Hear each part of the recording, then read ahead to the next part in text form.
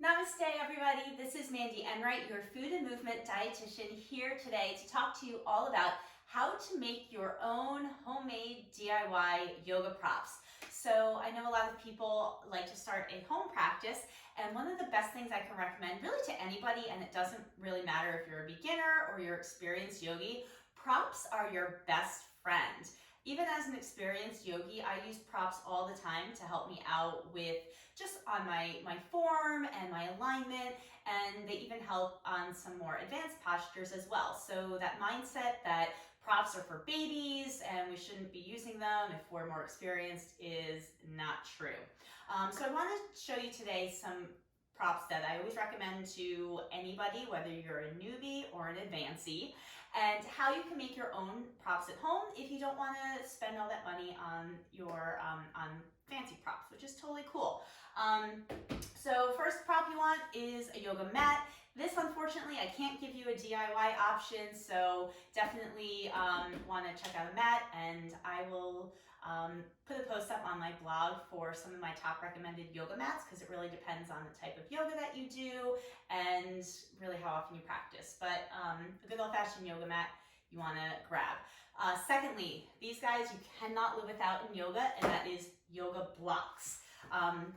Really two kinds of blocks. You have your foam blocks and you have your cork blocks. The foam blocks are lighter, they're versatile, you can really do anything with them. The cork blocks are a little bit more sturdier.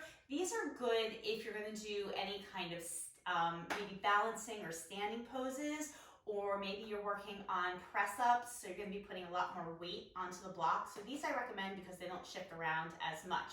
But again, any level, anywhere, a foam block is perfectly good.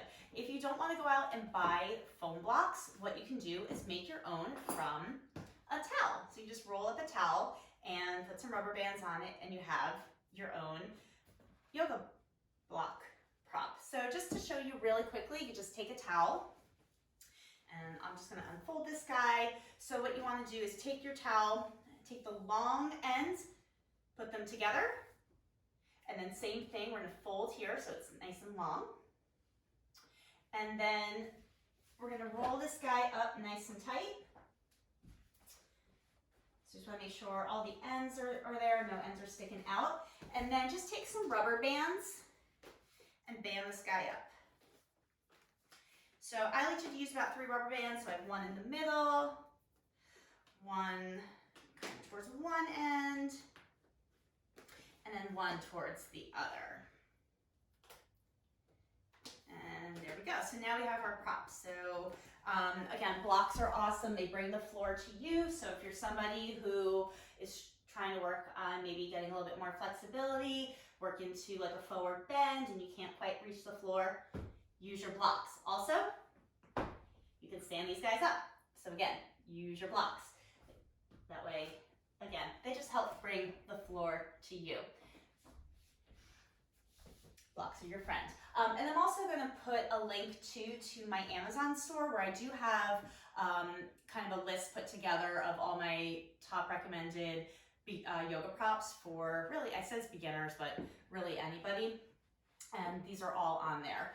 Secondly, a blanket. I'm sure most of you guys have a blanket at home, so I'm pretty sure you can improvise however you'd like with a blanket, but we love blankets because they feel really nice. They give support to the knees, the hips, they help to lift the hips up a little bit, so always love some of those guys. Secondly, a strap. So this is a yoga strap, and again, I love to recommend these for folks because again, they just help to work into some of the postures a little bit deeper. Again, if you're working on things like a forward bend, you can use that to get some leverage to help work a little bit more into it. You don't have to go out and buy a fancy yoga strap. You can simply use a prop at home like a belt. Same thing. And again, you want to maybe make something where you can make a little bit of a loop, because depending on some of the poses, you might like to have that loop, like for example, if I'm teaching like a standing balancing pose, you might want to have something where you can make a loop in it. A scarf works really well, and if you don't have that available to you, just a good old-fashioned face towel can work just as well. Yoga strap. All right, next up, A bolster. So bolsters are great if you're going to do practices of restorative yoga. This is what a more fancier bolster looks like. And these are, again, great for poses laying down, child's pose, really, really relaxing, restorative. If you don't have a bolster, guess what? A good old-fashioned pillow, couch cushion works just as fine, so you got that. And then the last thing that's just really nice, and I'll use these a lot in restorative yoga, is a little pillow. So these are nice. I'll put them on the face for folks. They also feel really nice to hold in the hands, on the low back, sometimes on the chest or the neck. And it just kind of helps to deepen into it a little bit more. These are just kind of like, these are like a cherry on top. They're nice to have. You don't have to have them.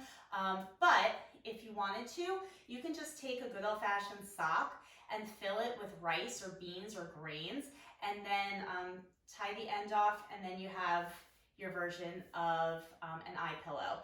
Also too, sometimes I like to spray these with a little essential oil spray, just kind of nice and relaxing.